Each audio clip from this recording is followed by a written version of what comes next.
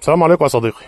قلت لك قبل كده يا صديقي ان لكل غرفة دفن مدخل شرعي ورئيسي من على وش الارض لا يتجاوز المتر او المتر ونص. طبعا اتهاجمت والناس كتير قالوا لي لا انت متعرفش حاجه والكلام ده. طيب انا جايب لك نوع معين واشرح لك عليه كامل مكمل. بص يا صديقي، ده التبه من فوق، تمام، وده المدخل، وده حدود المغاره او القبر، تمام.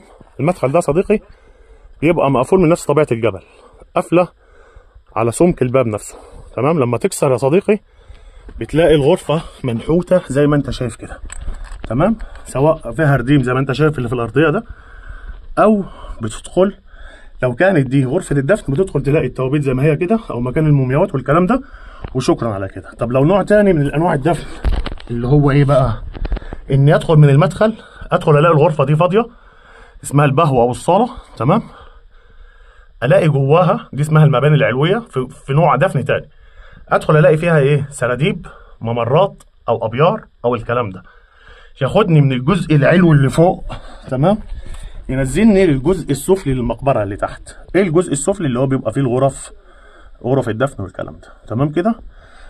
اذا عندي نوعين من انواع الدفن، اكثر الاقي المدخل اكسره وادخل للغرفه الاقيها هي غرفه دفن زي ما انت شايف كده، تمام، او ادخل الاقي غرفه فاضيه فيها صاله او بهو او الكلام ده، والاقي بداخل الصاله بالغرفه دي بير، سرداب، ممر، اي شيء من القبيل ده، واللي هو المباني العلويه اللي بتبقى فوق هنا في الجزئيه دي.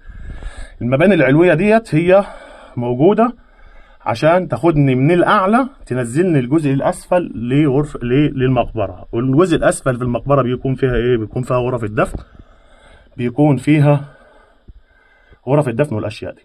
طيب لو دخلت لقيت سرداب او ممر او الكلام ده، اخش الاقيه منحوت مردوم رديم زي اللي انت شايفه ده، الردم ده، تمام، مش مردوم عجنات بقى.